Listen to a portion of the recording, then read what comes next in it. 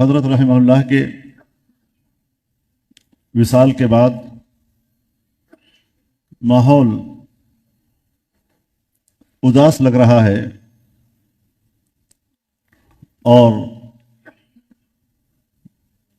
جس بزرگ کے ساتھ انسان کی پوری زندگی گزرتی ہے اس سے ایک ایسا انس پیدا ہو جاتا ہے کہ جب وہ انس فراق میں تبدیل ہوتا ہے تو اس فراق کا بہت زیادہ احساس ہوتا ہے۔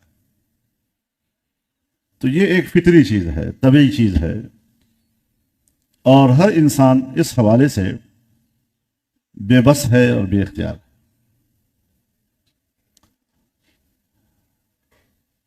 حضرت نے اپنی پوری مبارک زندگی میں جو خدمات سر انجام دی ہیں، ایمان اور حسن عمل کی جو روشنی پھیلائی ہے،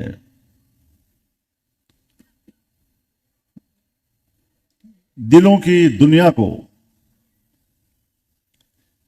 ایمان اور ذکر کے نور سے منور کیا، اور یہ روشنی پوری دنیا میں پھیلائی، یہ ان کے وہ خدمات جلیلہ ہیں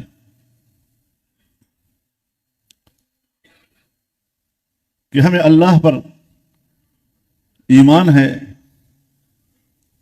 اور ہمارا حسن ظن یہ کہتا ہے کہ اللہ کے حضور ان کی یہ تمام خدمات جلیلہ قبول ہیں اور میزان حسنات کے ثقل کا باعث ہیں، اور انشاءاللہ آخرت میں عیشت راضیہ کا ذریعہ ہے۔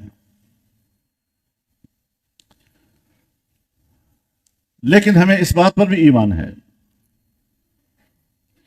کہ دنیا میں کوئی بھی ہمیشہ رہنے کے لیے نہیں آیا کرتا۔ بڑے سے بڑے لوگ، یہاں تک کہ انبیاء کرام جو اللہ کے سب سے زیادہ مقرب بندے ہیں علی نبینا وعلیہم السلام، وہ بھی دنیا میں آتے ہیں اور کچھ عرصے کے بعد وصال کر جاتے ہیں۔ لیکن ایسے لوگوں کی جو زندگی ہوتی ہے اس کا ایک نصب العین ہوتا ہے،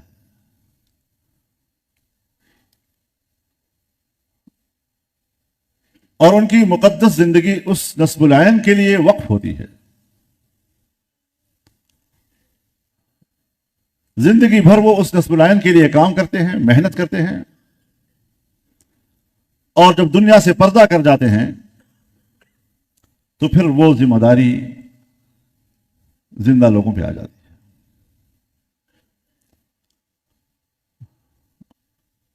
حضرت نے اپنی زندگی میں اپنا کام اپنے متعلقین کے حوالے کیا ہے، اور اب انہوں نے ہی اس کام کو چلانا ہے۔ جناب رسول اللہ صلی اللہ علیہ وسلم کی وصال کے بعد صحابہ کرام میں یہی سوال پیدا ہوا کہ اللہ رب العزت نے جو فرمایا کنتم خیر امت اخرجت للناس، تو یہ تو ہمارے بارے میں فرمایا، اور پھر سب نکلے اور پوری دنیا میں پھیلے، چاہے دعوت کے ذریعے سے، چاہے جہاد کے ذریعے سے، چاہے تعلیم و تعلم کے ذریعے سے، انہوں نے پوری دنیا میں انسانیت کو اس روشنی کی طرف بلایا۔ اور ہمارے بزرگ فرمایا کرتے تھے کہ جہاں جہاں تک صحابہ کرام پہنچے ہیں آج بھی عالم اسلام اسی کا نام ہے۔ بعد کی امت نے اضافہ نہیں کیا، شاید کچھ گھٹا دیا ہو، لیکن بہرحال عالم اسلام جس کو کہا جاتا ہے یہ وہی حدود ہیں جہاں تک صحابہ کرام رضوان اللہ تعالی علیہم اجمعین پہنچے۔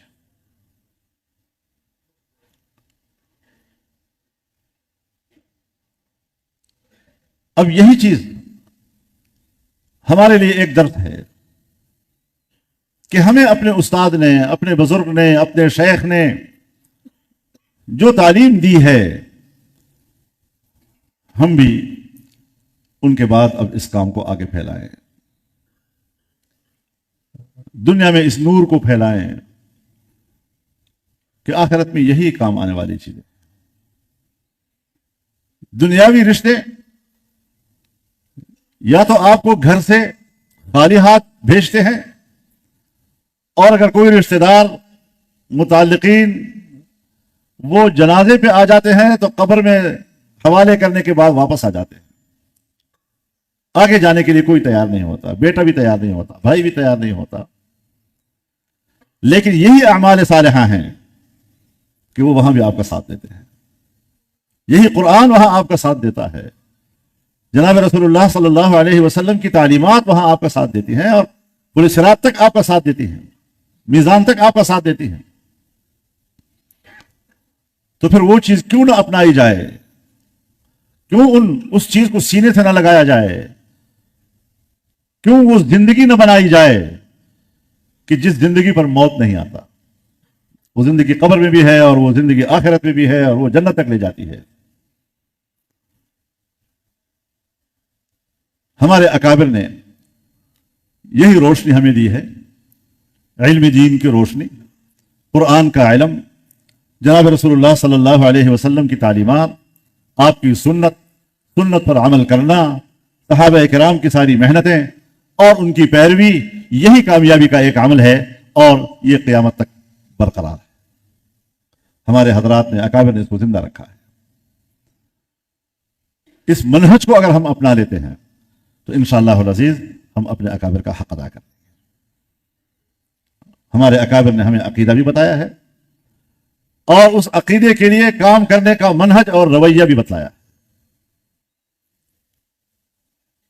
تو ایک علم ہے اور ایک حکمت ہے۔ قرآن کریم الکتاب والحکمہ دو لفظ استعمال کرتا ہے۔ یہی الکتاب والحکمہ جب رسول اللہ صلی اللہ علیہ وسلم کے عنوان میں آ کر اترتا ہے تو الکتاب والسنہ بن جاتا ہے، یعنی حکمت جناب رسول اللہ صلی اللہ علیہ وسلم کی سنت کا اتباع۔ تو ان بزرگوں نے جو محنتیں کی ہیں، ایک امانت ہم کے حوالے کی ہے، اور اللہ تعالیٰ نے بھی اس دین کو امانت سے تعبیر کیا ہے۔ اِنَّا عَرَضْنَا الْأَمَانَةَ عَلَى السَّمَاوَاتِ وَالْأَرْضِ وَالْجِبَالِ فَأَبَيْنَ أَن يَحْمِلْنَهَا وَأَشْفَقْنَ مِنْهَا وَحَمَلَهَا الْإِنسَانُ إِنَّهُ كَانَ ظَلُومًا جَهُولًا۔ نہ تو آسمانوں نے اس امانت کو قبول کیا، نہ زمین نے، نہ پہاڑوں نے، کہ اتنا بھاری بھرکم امانت یہ ہمارے بس کی بات نہیں ہے، اور انسان تیار ہو گیا اس کے لیے، اس کے تحمل کا فیصلہ کر دیا، کیونکہ انسان میں صلاحیت اور استعداد اللہ نے رکھی ہے۔ انه كان ظلوما جهولا۔ ظلوم اسے کہتے ہیں کہ جس میں عدل کی استطاعت ہو۔ جہاں عدل کا استطاعت نہیں ہے وہ ظلم بھی نہیں کہلاتا۔ آسمانوں میں عدل کی استطاعت نہیں، کسی نے کہا ہے جاہل آسمان۔ پہاڑوں میں نہیں ہے، کسی نے کہا ہے جاہل پہاڑ۔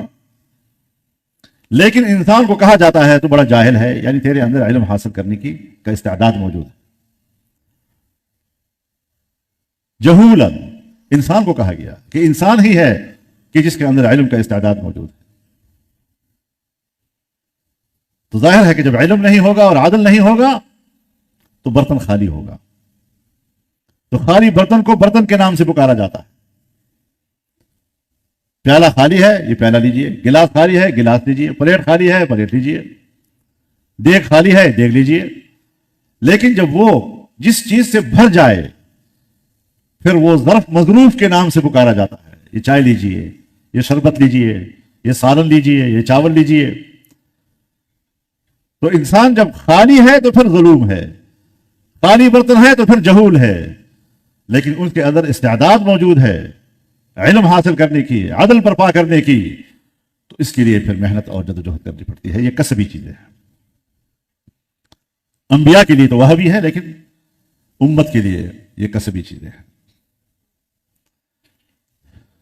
تو یہ امانت دیانت چاہتا ہے، حفاظت چاہتا ہے، اور اب وہ ذمہ داری آپ کے اور ہمارے اوپر آتی ہے۔ اللہ تعالی ہمیں ان ذمہ داریوں سے عہدہ برا ہونے کی توفیق عطا فرمائے، اور اس کے لیے اللہ ہمیں اخلاص اور للہیت نصیب فرمائے۔ اللہ تعالی نمائش سے ہمیں محفوظ فرمائے، دنیا کے کمانے کا ذریعہ خدا نہ کرے کہ دین کا کام بن جائے، تو پھر اللہ کے ہاں قبول بھی ہے اور اس کی برکات بھی دنیا کو نظر آ رہی ہوتی ہے۔